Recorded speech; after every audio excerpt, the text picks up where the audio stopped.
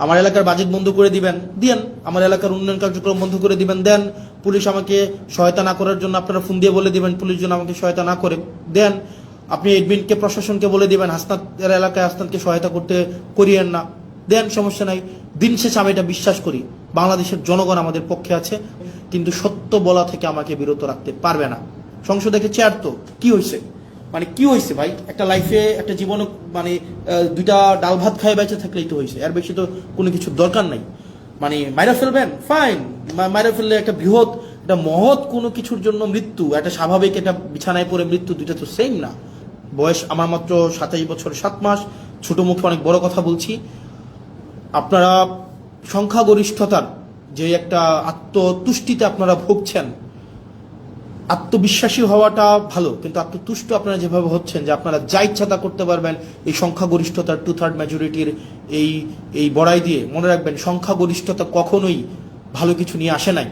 আপনার 96-তে আপনার 91-তে সংখ্যাগরিষ্ঠতা ছিল, at the end of the day রাষ্ট্রের সংকটের দিকে আপনারা নিয়ে গিয়েছিলেন।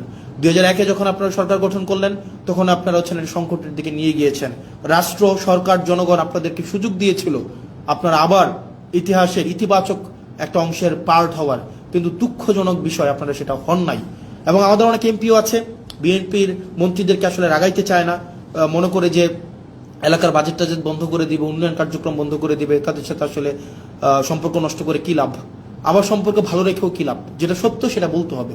আমার এলাকার বাজেট বন্ধ করে দিবেন দেন, আমার এলাকার উন্নয়ন কার্যক্রম বন্ধ করে দিবেন দেন, পুলিশ আমাকে সহায়তা না করার জন্য আপনারা ফোন দিয়ে বলে দিবেন পুলিশ যেন আমাকে সহায়তা না করে দেন, আপনি এডমিনকে প্রশাসনকে বলে দিবেন হাসনাতের এলাকায় হাসনাতকে সহায়তা করতে করিয়েন না দেন, সমস্যা নাই।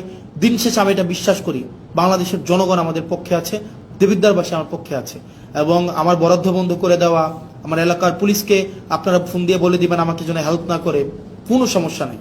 আপনি ধরেন এটা যদি মনে করেন আপনার এই ক্ষমতাটা স্থায়ী, এটা সবসময় থেকে যাবে, এটা এটা মানে মানে এটা কোনোভাবেই সম্ভব না। মানে আপনারা আমাকে অসহযোগিতা করবেন, করেন, ওয়েলকাম। দেবিদ্বারবাসী জানে, দেবিদ্বারবাসী এমনি 17 বছর ধরে বঞ্চিত ছিল, হয়তো আর কিছুদিন থাকবে। আপনারা আমার হয়তো উন্নয়ন কার্যক্রম আটকাই দিবেন, আমার বিভিন্ন কাজ আটকাই দিবেন, পুলিশ হয়তো আমাকে অসহযোগিতা করবে, অ্যাডমিনিস্ট্রেশন আমাকে হয়তো অসহযোগিতা করবে, কিন্তু সত্য বলা থেকে আমাকে বিরত রাখতে পারবে না। সংসদে চেয়ার তো কি হয়েছে, মানে কি হয়েছে ভাই, একটা লাইফে একটা জীবনে মানে দুইটা ডাল ভাত খায় বেঁচে থাকলেই তো হয়েছে, এর বেশি তো কোনো কিছু দরকার নাই। মানে মাইরা ফেলবেন ফাইন, মাইরা ফেললে একটা বৃহৎ একটা মহৎ কোনো কিছুর জন্য মৃত্যু, একটা স্বাভাবিক একটা বিছানায় পড়ে মৃত্যু, দুইটা তো সেম না। একটা মহৎ কিছুর জন্য মৃত্যু, আমি নিজেই তো আত্মতুষ্টিতে থাকবো যে না এটা মহৎ কিছুর জন্য মারা গিয়েছে বা মেরে ফেলা হয়েছে, সো হোয়াট। পরিবার, ব্যক্তিগত স্বার্থ, ব্যক্তিগত চাহিদা সবকিছুর ঊর্ধ্বে উঠে এই বাংলাদেশের দলের ঊর্ধ্বে উঠে বাংলাদেশের স্বার্থ আমাদের প্রয়োজন আছে।